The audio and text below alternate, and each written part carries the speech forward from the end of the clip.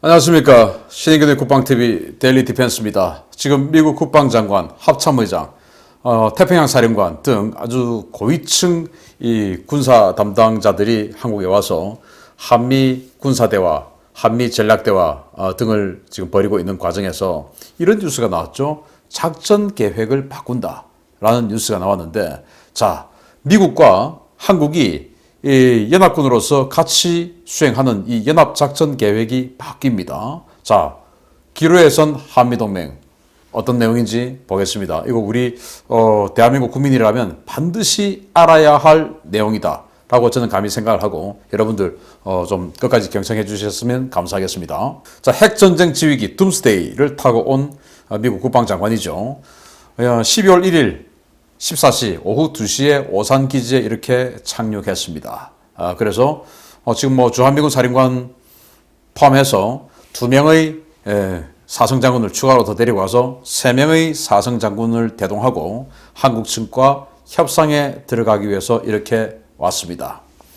자, 그렇게 해서 미 국방장관 도착 직후에 터진 미국의 단독 보도가 나왔었어요. 한미 새 작전 계획 수립 준비한다 라는 단독 보도가 디펜스 원이라는 군사 전문 매체를 통해서 나왔습니다. 이게 바로 그 매체에서 나온 그 기사의 타이틀이에요. US South Korea to write new war, plan to count North Korean nukes, missiles. 그러니까 미국과 한국이 새로운 전쟁 계획을 만드는데 바로 북한의 핵과 미사일에 대응해서 그렇게 새로운 전쟁 계획을 수립한다 라는 겁니다. 그래서 이 기사 내용을 보면 제53차 한미안보협의회 SCM 참석을 위해 한국을 방문하는 로이드 오스틴 국방부 장관이 한국으로 가는 전용기에 동승한 2명의 고위 국방부 관계자에 따르면 오스틴 장관은 이번 SCM 기간 중에 새로운 한미 전략기획지침 SPG를 발표할 것이라고 밝혔다. 새로운 한미 전략기획지침을 발표할 것이다 라고 했어요. 그리고는 이제 어제 서욱 국방부 장관하고 손을 잡고 SPG에 협의했다 이런 보도가 나왔죠. 그럼 이 SPG 이제 이런 것들 한번 봐야 됩니다. SPG 전략기획지침이란 뭐냐? Strategic Planning Guidance란 말인데, 한미 양국 국방부 차원에서 작전 계획 수립 및 발전을 근거를 제공하는 문서로 안보 환경에 대한 평가와 이에 대한 대응 방향의 가이드라인을 제시합니다. SCM을 통해 합의하는 방식으로 완성되며 이후 합참의장급의 협의체인 MCM에서 구체화되어 전략기획 지시를 하달하고 이를 근거로 한미연합사 그리고 합동참모본부에서 구체적인 작전 계획을 수립합니다.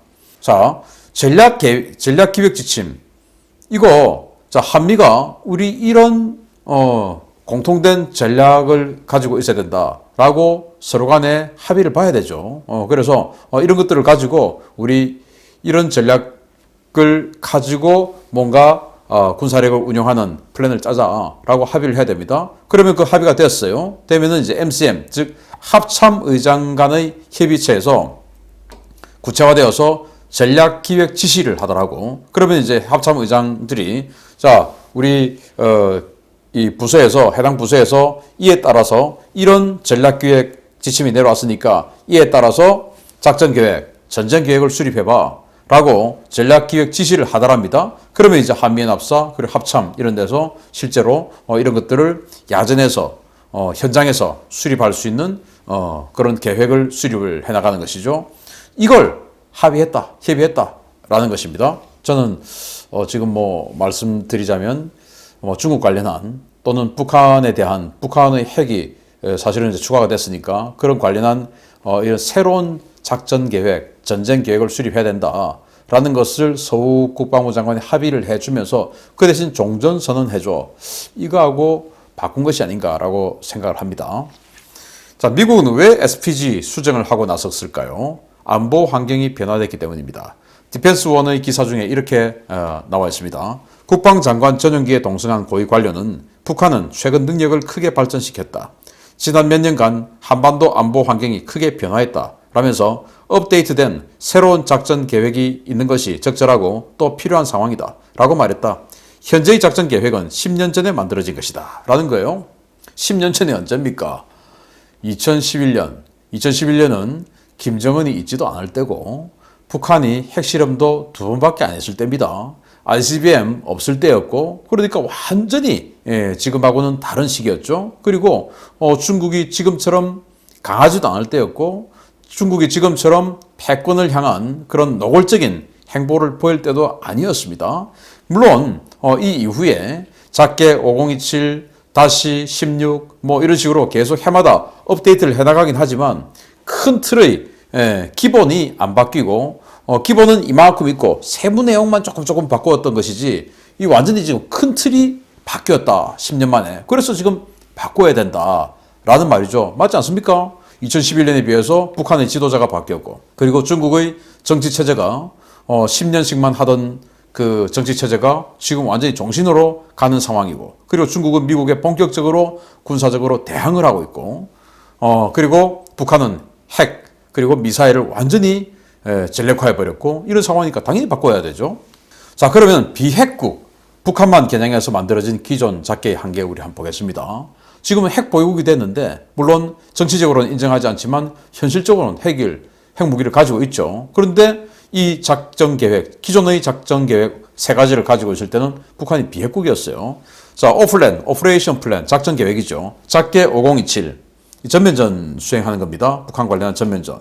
북한이 핵 없고, ICBM 없고, SLBM 없고, 여기에 맞추어서 전쟁 계획 수립한 거예요. 그리고, 북한이 이 핵미사일 같은 경우도 KN-23이다 이런 거 없고, 그냥 스커드 이런 거 있을 때 한 거예요. 그리고 작게 501호, 여러분들 잘 아시죠? 박근혜 정부 때 만든 작계인데 바로 북한에 대한 참수작전 포함한 예방적 선제 타격. 이제 북한이 핵 개발했으니까 이거 우리 핵 맞으면 안 되잖아. 그러니까 예방적 선제 타격할 수 있어야 돼. 해서 한국에도 잠수부대 만들고 같이 연합훈련하고 뭐 했던 것이죠. 그겁니다.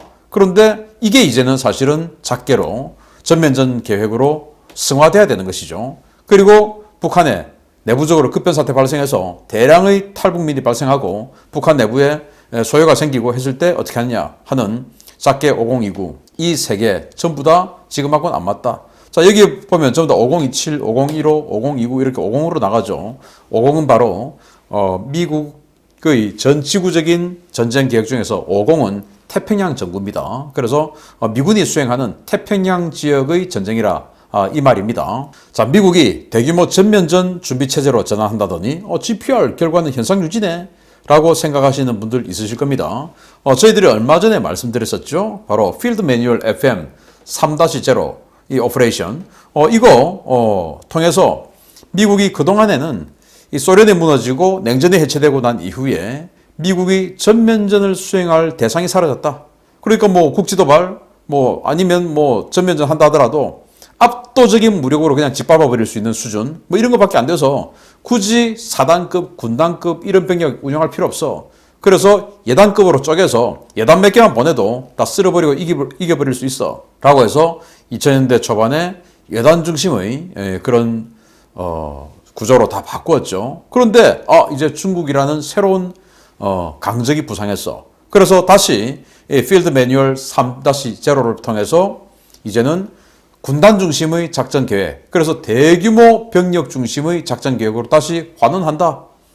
그렇게 바꿨어요. 그런데 GPR, 즉 전 지구적인 미군 재배치를 이 바이든 정부에 들어와서 하면서 주한미군은 그대로네? 그럼 뭐야?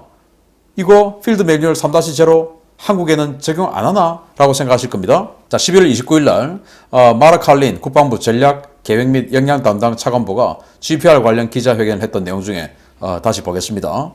우리는 해외 주둔 미군 재편 검토 GPR을 최근 완료했으며 이번 검토를 통해 인도태평양 지역 내의 동맹과 동반자 국가들이 영내 안정에 기여하고 중국의 군사적 공격성과 북한의 위협을 억제하는 구상들을 펼쳐 나가도록 할 것이다. 우리는 인도태평양 지역에서 군사협력 활동을 강화하고 괌과 호주 및 태평양 도서들의 군사적 기반 시설을 늘릴 계획이다. 구체적으로 밝힐 수는 없지만 미국은 외부 위협에 맞서 대한민국을 방어하기 위한 임무를 충실히 이행하고 있으며 이번 GPR에 따른 주한미군 수나 규모의 변화는 없다. 규모 변화 없다. 라고 하면서 여기 보니까 분명히 중국의 군사적 공격성과 북한의 위협을 억제하는 구상들을 펼쳐나갈 거야. 누구하고? 영내 동맹과 동반자 국가들하고. 이렇게 이야기했어요. 그러니까 영내 동맹 동반자 누굽니까? 일본, 한국, 호주 이런 거 아닙니까? 근데 규모는 변화 없다. 왜 규모가 변화 없을까? 좀 이상하네요. 그건 바로 전체적인 구조가 무게의 중심축이 바뀌었기 때문입니다. 정말 이걸 좌파들은 좋아할지 모르겠지만 저는 안타깝다라고 생각을 합니다. 어쨌든 한국이 무게중심이 딱 우리 군사적인 무게중심을 한국이 갖고 있어야 일본하고 뭔가 갈등이 생겼을 때 한국의 입장을 미국이 배려해 줄 수밖에 없는 그런 구조가 그동안에 있었습니다. 우리가 일본에 비해서 많은 국력이 좀 딸렸지만 그럼에도 불구하고 한국의 군사적 무게중심이라는 게 있었기 때문에 굉장히 큰 어드밴티지가 있었죠. 그런데 지금은 이제 일본이 본진이 되는 상황이 되어가고 있다. 한국은 전초기지. 자, 그래서 육상자위대 보도자료를 종합해보면 11월 달에 나온 보도죠. 미일 양국은 12월 1일부터 12월 13일까지 2주간 미일 동맹의 억지력과 유사시 대응력을 강화하기 위해 2차 세계대전 이후 최대 규모의 군단급 지휘소 훈련을 실시한다. 여러분들 우리 언론에서 보도를 통해서 한국과 미국이 연합훈련 하는데 지휘소 훈련을 위주로 한다. 키리졸브, 독수리 연습, 이런 키리졸브 훈련할 때 그런 이야기, 또 UFG, 을지 프리덤 가디언 훈련할 때 또 지휘소 연습 많이 보셨을 겁니다. 이게 실제 야전에서 독수리 연습처럼 막 뛰어다니고 하는 이것도 중요하지만 이 지휘소 연습이 왜 중요하냐? 지휘부가 바로 우리다라는 상징 아니겠습니까? 그래서 이 지휘소 훈련이라고 하는 것은 그만큼 여기가 이제 전쟁 지휘부가 된다라는 말이에요. 2차 대전 이후 최대 규모의 군단급 지휘소 훈련을 미국과 일본이 같이 한다. 2주간에 걸쳐서 라는 보도를 했습니다. 이번 훈련은 요시다 케이슈 육상막료장과 찰스 플린 미 태평양 육군 사령관이 주관하며 육자대 전 병력과 미 태평양 육군, 주일 미 육군, 1군단, 25 보병사단, 제3 해병 원정군이 참가한다. 그러니까 일본의 육상막료장, 우리로 치면 이제 육군 참모총장, 총장 또는 지상작전 사령관 이렇게 해서 육군 최고 장성이죠. 포스타. 그리고 찰스 플린 태평양 육군 사령관 이렇게가 공동으로 작전 지휘를 하면서 미군들이 이렇게 많이 들어온다. 1군단과 25사단, 제3해병 원정군 다 온다. 그러면서 이번 훈련은 역대 미일연합 훈련 중에 최대 규모이며 기존의 공지 전투 영역에 우주, 사이버, 전자전 영역을 추가해서 미군의 다영역 작전과의 연계성 향상을 도모할 것이다. 그러니까 기존에 우리가 한번 좀 큰 훈련한다. 그러면 공지합동훈련 이제 이렇게 그동안 이야기했었죠. 그런데 이제는 미국은 공지합동 이거 떠나서 그보다 더 상위 단계 다영역 작전 이렇게 해서 우주, 사이버, 전자전 이 모든 것들도 포함해서 공지는 물론이고 해상은 물론이고 우주 공간까지 다 들어와서 이제는 전쟁 연습을 한다. 그걸 지금 일본하고 테스트 해본다. 왜 일본하고 하냐? 한국이 안 해주니까 하는 것이죠. 아니 육군력은 그동안에 뭐니 해도 육군력의 무게중심은 한국이었지 않습니까? 한국이 미국 동맹국 중에서 지금 전 세계 최대 규모의 육군을 가지고 있는 나라가 한국 아니겠습니까? 그러면은 당연히 육군력의 무게중심은 한국에 있어야 되는데 이제는 그것마저도 일본으로 갔다. 왜 가냐? 한국이 안 해주니까. 누가 안 해줬냐? 문재인 정부가 안 해줬죠. 그래서 문재인 정부가 저는 항상 하는 말이 토착 외구, 친일파는 그들이 아니냐. 일본은 이렇게 위상을 세워주고 일본이 보통 국가 될 수 있도록 이렇게 밀어주는 게 바로 누구냐? 문재인 정부와 좌파들이었다. 저는 그렇게 단언합니다. 자, 새 연합 작계를 통해 한미동맹 성격을 바꾸려는 미국인데 디펜스원 아까 그 기사죠. 거기에서 이렇게 또 나와 있습니다. 새 전략기획 지침 발표를 통해 미국의 모든 가정, 목표, 최종 상태를 동맹인 한국과 함께 검토하는 광범위하고 집중적인 노력을 시작할 것이다. 자, 그래서 전쟁 계획을 하려면은 앞으로 이 지역에서 어떤 일이 있을 것이지 그렇게 해서 미국의 모든 가정이 필요하죠. 자, 중국이 대만을 때릴 때, 북한이 한국을 칠 때, 북한이 한국을 치는데 중국이 전면적으로 도와줄 때, 이런 여러 가지 가정이 있지 않겠습니까? 또 북한이 한국을 치는데 동시에 일본까지 같이 칠 때, 이런 여러 가지 세부적인 사항이 있죠. 이런 거. 그리고 목표. 어떻게 할 거냐, 그러면은. 우리는 그냥 막아내기만 할 거냐? 아니면 최종 상태 그냥 확 뒤집어 엎어서 북한 확 쓸어버리고 중국 그냥 완전히 멸망시켜버릴 것이냐? 이런 것들을 동맹국의 한국과 함께 검토하고 해야 된다라는 거 아니겠습니까? 한미연합군이 새 작전 계획을 마련한다는 소식은 바이든 행정부가 인도태평양 지역에서의 미국의 영향력 강화를 위해 다른 전역에서 군사 자원을 이동할 것을 요구하는 새로운 GPR 승인 며칠 만에 나온 것이다. 그러니까 지금은 인도태평양 전역이 워낙 이제 중요해졌으니까 유럽이나 중동이나 아프리카에 있던 병력들 빼고 이렇게 해서 태평양 지역으로 증강시키고 그 며칠 만에 발표한 며칠 만에 나온 것이다. 그러니까 정말 이 지역이 이제 중요해졌다. 그러면서 이번 SPG에서는 광범위한 지역 안보 이슈도 논의될 것이지만 급부상하는 중국에 대응하는 데 있어 한국을 어떻게 추가로 참여시킬 것인지에 대해서는 구체적으로 언급할 수 없다. 계획은 있는데 한국에서 워낙 반발이 심하고 또 지금 한국 정부가 완전히 그냥 친중 정부가 하니까 정권 바뀌면 어떻게 하겠다. 플랜 A, 플랜 B 다 있겠죠. 그래서 지금 구체적으로 말해줄 수 없다. 현재는 플랜 A, 그러니까 이 정부하고 그대로 가는 거. 그렇지만은 사실은 플랜 B로 가고 싶겠죠. 정권 바꾸어서 마음 통하는 사람들하고 같이 새로운 플랜 만들고 싶겠죠. 그래서 지금 언급할 수 없다. 당연한 겁니다. 자, 이렇게 SPG 합의 전에 조용히 시작된 주한미군 개편이 지향하는 하나의 포인트는 뭐냐? 바로 베이징이 타겟이다 라고 저는 보는 것입니다. 정말 이 시간을 다시 한 10년 전으로 이렇게 백을 시켜보면 2012년 4월 25일 날 당시 존 맥휴 육군 장관이 이런 명령을 내렸었어요. 어떤 명령이냐? 제8군, 주한미 8군 그 군단급이죠. 8군은 그동안 행정 위주의 기능사령부였습니다. 그런데 그 8군을 태평양 사령부 직할의 야전군 사령부로 역할 변환한다 라고 당시 10년 전에 존 맥휴 육군 장관이 발표를 했었어요. 근데 그때는 그랬냐? 라고 했는데 그동안 조용하게 진행되었던 것이죠. 어떻게? 주한미군 전력을 조금 더 뭔가 다른 임무로 수행하기 위한 그런 계획이 진행이 되었었고 미 8군이라고 하는 이 군단이 새로운 어떤 다른 전투를 할 수 있게끔 8군에게 독자적인 무력을 하나씩 챙겨주기 시작했어요.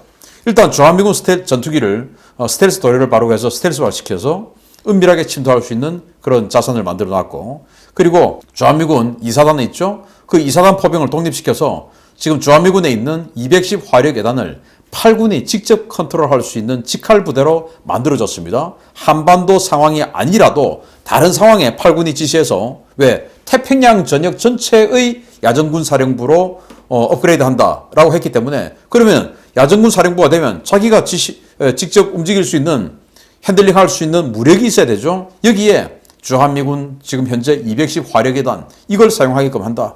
그리고 주한미군의 아파치 공격 헬기 부대를 8군 직할로 하나 영구 배치한다.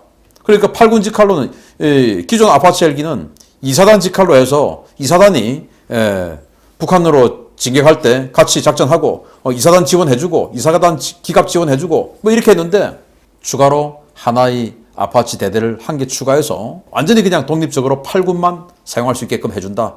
그런데 8군이 한반도에서 북한하고의 전쟁도 하지만 중국하고의 전쟁도 8군이 하죠. 그럼 아파치 가지고 뭐 하냐? 지금 네메시스, 그렇게 해서 C-130 수송기에 싣고 오고 슈퍼 스텔리온 헬기에 싣고 오고 해서 슬링해서 매달아 와가지고 도서지역에다가 탁탁 내려서 하이마스로 프리즘 미사일 쏘고 LRHW 롱레인지 하이퍼소닉 웨폰 쏘고 해서 2700km짜리 LRHW 쏘고 이런 식으로 해서 이 도서지역에서 또 해안지역에서 그냥 지대지 상황에서 중국의 함대를 경멸시켜버리고 봉쇄해버리고, 그리고 중국의 전략적인 상해, 베이징, 텐진, 칭다오 이런 데를 그냥 지대지로 도서지역에서 타격해버리는 이런 작전을 하는데, 그렇게 하려면은 이 랜딩하는 지역의 정리가 돼야 되겠죠. 예를 들어서 우리나라 경렬비열도에 또는 흑산도에 미군 슈퍼스텔리온 헬기가 딱 와서 하이마스 내리고 여기에서 칭다오를 때린다? 흑산도 지역 장악돼야 되지 않습니까? 아파치 있어야 되는 겁니다. 그걸 8군이 직접적으로 핸들링 할 수 있는 전력을 만들어준다. 그래서 지금 주한미군 개편의 포인트는 뭐냐? 북한은 당연한 것이고 베이징이다. 이렇게 보는 것입니다. 자, 그래서 이런 것들을 이렇게 쭉 보면서 또 11월 30일 날 월스트리트 저널에서 중요한 보도가 나왔습니다. 7함대 사령관이 우리 지역에 지금 부족하다. 항모 더 주세요. 라고 요구를 했다라는 것입니다. 자, 미 7함대 사령관이 중국의 군사적 팽창에 대해 오늘은 아니다. Today is not the day. 라는 메시지를 확실하게 보내기 위해서 제7함대 배속 항공모함을 확대해 줄 것을 요청했다. 그는 인도태평양은 넓고 4척의 항모가 적절하지만 6척, 7척, 8척도 좋다 라고 말했다. 현재 7함대에 상시 배치된 항공모함은 로널드 레이건 한 척이죠? 그런데 안 된다. 4척이 있어야 된다 우리는. 왜? 인도태평양이 전 세계 바다의 70% 아니겠습니까? 그러니까 너무 넓으니까 4척은 기본적으로 있어야 되는데 6척, 7척, 8척 많으면 많을수록 다다익선 좋다. 그래서 더 주세요 라고 한 겁니다. 그런 차원에서 지금 에이브람 링컨 항모가 현재 이 7함대 레이건 항모 들어와 있고 칼빈슨 항모 지금 증원 배치되어 있는데도 불구하고 에이브람 링컨 항모가 이 지역으로 오기 위해서 워밍업 하고 있어요. 지금 미서부 해안에서. 그래서 에이브람 링컨이 여기에 연구 배치되는 것은 아닐까라는 생각을 해보는데 지금 일본 요코스카 지금 보시다시피 이렇게 뭐 7함대 전력들 추가하기 위해서 병영 막사는 없죠. 그러니까 이런 이동식 바지 원정기지 이런 거 막 가져와가지고 여기서 그냥 여기도 있고 여기도 있고 이래서 추가로 병력들이 어마어마하게 온 겁니다. 7함대를 확대해야 되니까. 그래서 저는 미국의 이 항공모함이 요코스카에 로널드 레이건 한 척이 있으니까 만약에 에이브람 링컨이 추가 증원되어 온다면 이거 요코스카 가지 말고 부산 해군작전사령부 항상 텅텅 비어 있는데 거기 좀 사용하면 어떨까? 라는 생각을 해봅니다. 바로 그 뒤에 해군작전사령부 바로 뒤가 또 미군 8부도 아니겠습니까? 그래서 거기 좀 써라 라는 생각을 해봅니다. 제주 해군기지 사용하는 것은 사실은 가장 좋은데 여러 가지 측면에서 가장 좋은데 현지의 반대가 건설할 때부터 굉장히 스트레스를 줬으니까 부산 해군작전사령부 어떻냐 라는 생각을 해봅니다. 우리 안보 든든하게 지켜주겠죠. 자, 그래서 이런 모든 것들이 수행되기 위해서는 관건은 한국의 차기 정부입니다. 한미연합군의 강화냐 아니면은 아예 이 연합 체제가 해체되냐 이거는 차기 정부의 역할 그리고 의지입니다. 바로 기로에 서 있죠. 차기 정부 자유민주주의를 수호하고 한미동맹을 중요하게 생각하는 측에서는 뭉치자라고 생각할 것이고 야 찢어버려야 되는데 라고 지금 국내하고 있는 이자 되면 안 되겠죠. 그래서 이 모든 것들이 이루어져야 되고 그리고 바람이 있다면 아까 한국이 전초기지 일본이 중심축으로 옮겨가고 있는 이 상황을 다시 한국이 중심축으로 올 수 있도록 당겨 올 수 있는 그런 차기 정부를 만들어 보자. 그래서 반드시 우리는 이겨야 된다 라는 생각을 한 번 더 해봅니다. 그럼 어떻게 해야 됩니까? 단결해야 됩니다. 다른 소리 하지 말고 제발 다른 소리 하지 말고 단결해야 됩니다. 하나의 목소리로 이깁시다. 마치겠습니다. 감사합니다.